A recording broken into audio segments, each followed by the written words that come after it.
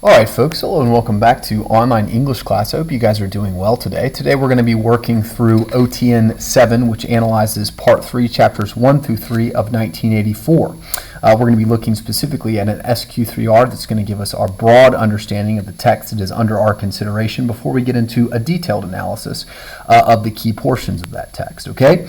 Before we get into that SQ3R, let's quickly run through our top of the week announcements. All right, first and foremost, remember your discussion grade procedure. All right, some of you guys are doing an excellent job with that. Some of you guys are doing a horrible job with that. All right, you know the difference between authentic engagement, authentic reflection, authentic questions, and inauthentic questions. Right, please pursue authenticity and make sure that your discussion grade participation in the class reflects the quality of your engagement with the content that is being presented to you on these video lectures. All right.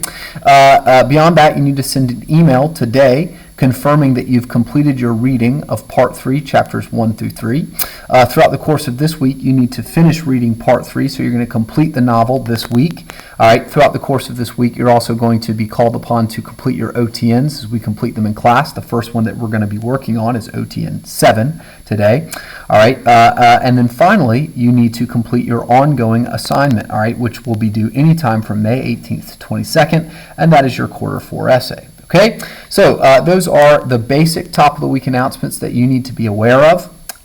These are also printed on RenWeb so that you can go back to them and make sure that you are keeping everything straight. All right, so let's go ahead and jump into our SQ3R for Part 3, Chapters 1 through 3. All right, this is going to be the first leg of our analysis of the conclusion of the novel. Okay, so in this portion of the novel, Orwell is developing further the meaning of Winston's rebellion against the party. Now, his outward rebellion has been cut short. It's been brought to an end, but that does not mean that the significance of Winston's rebellion, the central significance of Winston's rebellion, and the meaning that Orwell is trying to communicate to us through the narration of his rebellion, the causes of that rebellion, the effects of that rebellion, the reasons why the party allowed him to engage in rebellion, and their response to that rebellion after Winston has rebelled against their authority, all are still being developed through the course of Part 3. Okay, so in this analysis, we're going to be analyzing the party's basic attempt to re-educate Winston, to turn him back into a faithful and a sane party member. Okay, so before we analyze the specifics, let's just give ourselves a general impression. All right, this shouldn't take very long, so today should be a relatively concise and short class period. Okay, it might be a good day for you to spend some time reading. It might be a good day for you to spend some time working on your essay. All right, so let's go ahead and jump into it. First and foremost, who is our speaker? Well, the person who is writing the story, the person who is telling the narrative is, once again, our third-person omniscient narrator, and that individual's perspective or that narrative consciousness perspective is limited to Winston's experiences. All right. So, in other words, we don't get like O'Brien's inner thoughts or Julia's inner thoughts.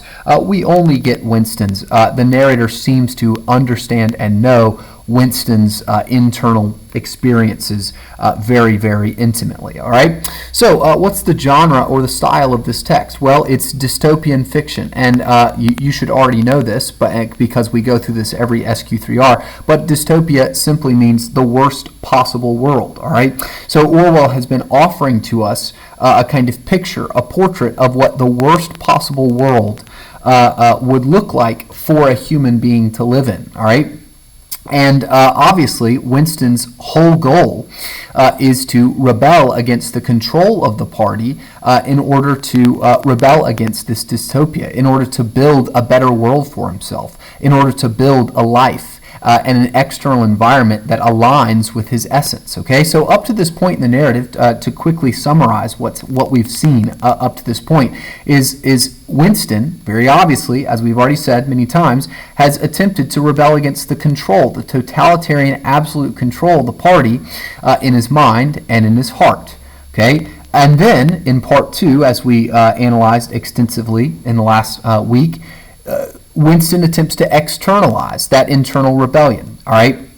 And in doing so, Winston is behaving in a distinctly human way, as he, the human being, is exploring and coming to recognize his own essence. All right. Now you understand what I mean by essence. All right.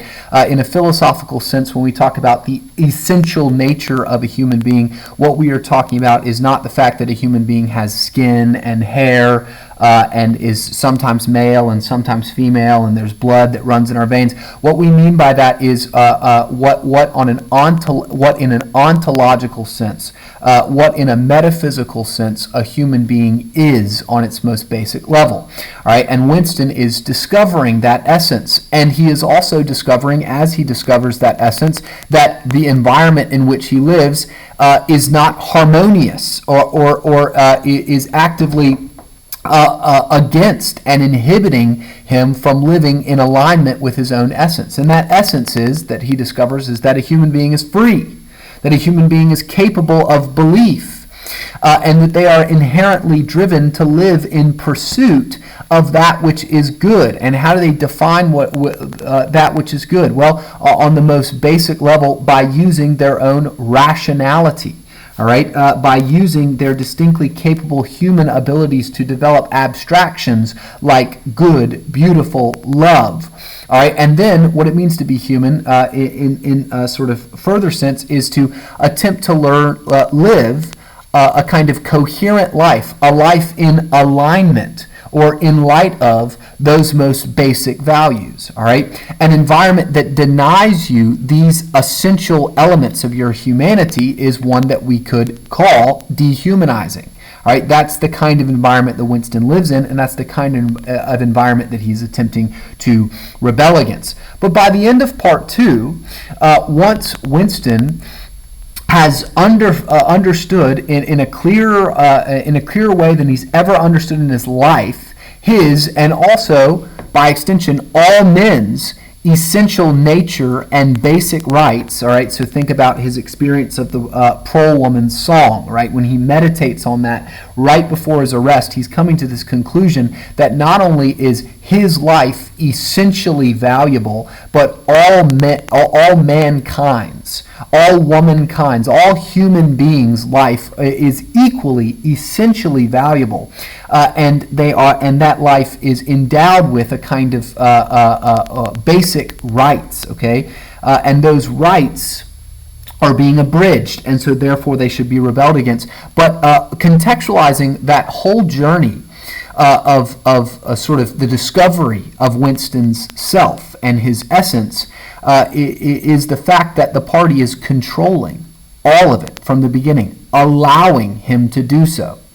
Okay, which raises this fundamental question, all right, that we've already, just to summarize, why are they doing this? What does the party have to gain? Well, part 3 is going to answer this question, okay? So what is the title of the section of text that we're going to be looking at? It's just part 3, chapters 1 through 3, okay? And in this portion of the novel, the significance of Winston's rebellion continues to develop, as does our understanding of the nature of the dystopian environment in which that rebellion has taken place, okay? Now, Orwell doesn't immediately reveal the unifying telos, or goal, of the party, but he does make it clear that all throughout Winston's torture by O'Brien, that O'Brien is attempting to recreate or reverse Winston's rebellion step by step, okay? In other words, right, after Winston has been allowed to discover his true essence and to experience the goodness of living in harmony with his inherent purpose, all right, the party is going to systematically, step by step, take each portion of that away from him, right, in this kind of conquest of his humanity. as they remake him into their own image, into the image of the human being as the party has decided that human being should be. Okay? By the end of chapter 3, O'Brien finally answers the burning question, the telos question, the teleological question that Winston has been meditating on, and that is that the reason why the party does what they do, the reason why the party exerts their power as they exert their power is in order to obtain more power. Now, that concept, when fully analyzed, does not make rational sense, as Winston explains, but O'Brien corrects Winston using doublethink. We'll talk more about the details of that later, okay? So, to quickly recite what happens in chapters 1 through 3, all right, really quick. Winston is brought into a bright cell where there's no darkness, and Winston so this is the place where there is no darkness that O'Brien was referring to, and that Winston had written about in his journal that he had dreamed, all right, continually over the course of the years.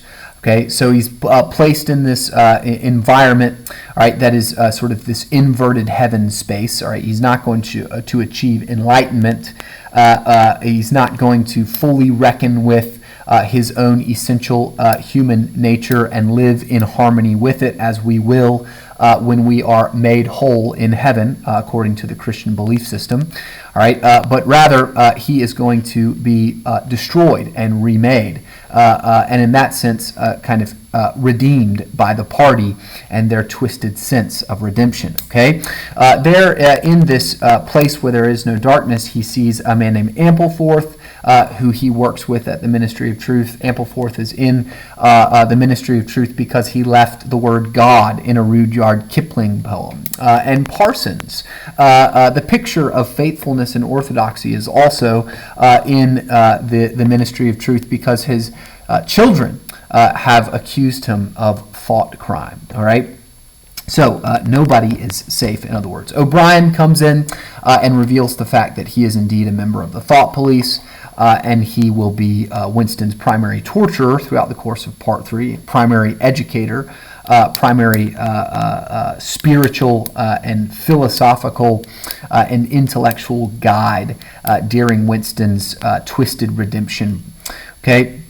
And Winston then begins to meditate on the fact that in the face of constant physical pain, can any man hold true to any ideal, or is physical pain too much? Well, Part 3 begins to explore an answer to that question. O'Brien begins to torture Winston and tortures him to the point where Winston can no longer tell the difference between 4 and 5. He simply just does not know. His brain, in order to stop itself from experiencing such radical pain, loses its ability to think clearly. Okay, in other words, O'Brien is using a kind of reason, right? The reasonable desire to stop pain from happening against reasonable thinking, the ability to distinguish between 4 and 5, and develop coherent opinions of the world around you. Okay. O'Brien then later in that chapter explains the purpose of the ministry of love is to recreate rebels into faithful party members. They don't just simply torture them for no reason. They torture them until they are no longer rebels. They torture them into out of their martyrdom and into faithfulness. In other words, to put it simply, O'Brien says they make the brain perfect before they blow it out. All right, there are no martyrs in Oceania. Okay, Winston slowly but surely begins to embrace O'Brien's philosophy. We'll talk about why that is in our analysis of the details. And then finally in chapter 3, O'Brien reveals the unifying telos of the party's power, which is simply and circularly more power. All right. Winston argues very rationally that the pursuit of power is in and of itself an insufficient motive for human work and human life. All right. That a finite creature ought not pursue absolute and limitless power. That is an irrational way to live. O'Brien responds by explaining that as long as the party maintains control of the human mind, in which all experience of the world around the human being is held, okay, you can't experience anything outside of your own brain, as long as the party maintains power over the human mind, O'Brien reasons that they also, by extension, maintain control over all of the realities that mind attempts to apprehend or experience. Ultimately, O'Brien defines power as power over humanity, power over the human mind, and that is what the party is after. Okay, so we'll be talking more about all of the details and meaning of these scenes. But that is all that we have to do for today. So we've got a nice little short class. It's only been about 16 minutes long, and I'm going to sign off. Hope you guys have an excellent Monday. Make sure you're keeping up with your reading.